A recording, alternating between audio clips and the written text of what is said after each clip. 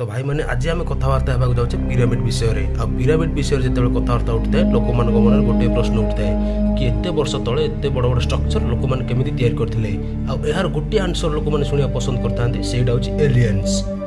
माने एलियंस माने एत वर्ष तले आसिक लोक मान साहाଯ୍य करते पिरामिड तैयारी करने चलो मानि नेबा जे एलियंस मानकर किसी काम धंदा नथिला से माने स्पेस रु तळକୁ आस्थिले लोक मान साहाଯ୍य करते पिरामिड बनैबारे किंतु ए कहानीटा जति सीधा लागु सेति सीधा नुहे पिरामिड रे किसी एमिति फोटो आ पेंटिंग मिलची जहाँ को देखला पर हमको किसी अन्य कथा जना पड़ता है और आज आम से सब कथा विषय आलोचना करने को जाऊे तो पिरामिड रहस्य जानापी वीडियो को शेष पर्यंत देखु मस्ताबट्टम यही मकबराटी इजिप्ट रे अच्छी जो बाकी सारा पिरामिड भी अच्छी आठू आम प्रमाण मिलता है कि केमिति पिरामिड गुड़ी को तैयारी करा जाइथिबो मस्ताबट्टम मकबरा रे ए पेंटिंग गुड़ी को टिके ध्यान रे देखंतु एही लोक माने पानी जग किंबा गिलास नेकी एक दिग को जाउछंती ध्यान रे एही पेंटिंग को देखला पर जना पड़ता है जे ए ग्लास रो साइज किसी नॉर्मल साइज रो आहुरी बड़ अछि आ पूरा फोटो को हमको देखला पर जना पड़ता है जे कि ग्लास निया जाउछ एक विशालकाय बड़ मनुष्य पाइका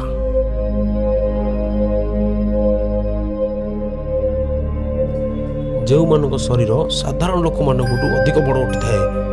आने बोधे यहाँ राजा होता छोट छोट शरीर लोक मैंने यहाँ प्रजा होता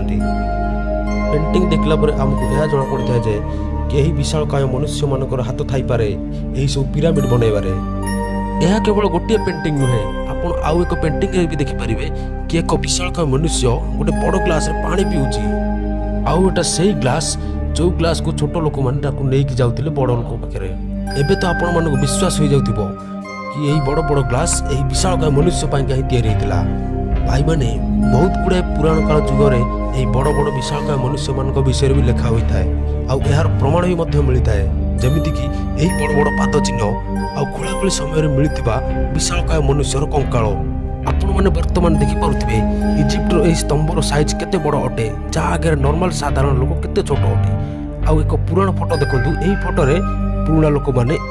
स्तंभर साइज आकार ही अटंती बर्तमान आप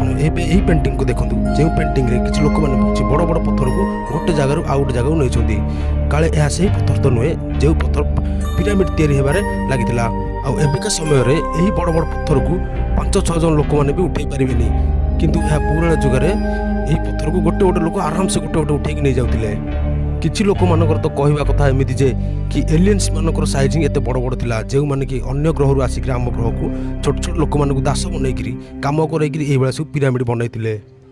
किंतु यह पर्यंत प्रमाण हो पारनी जे कि पिरामिड बनैबारे एलियंस टेक्नोलोजी हाथ अछि बोली जदि वीडियोटी भल लागिला तो चैनल को सब्सक्राइब करंतु और एही बळी रहस्यमय वीडियो देखिया पे चैनल को निश्चय सब्सक्राइब भी करंतु।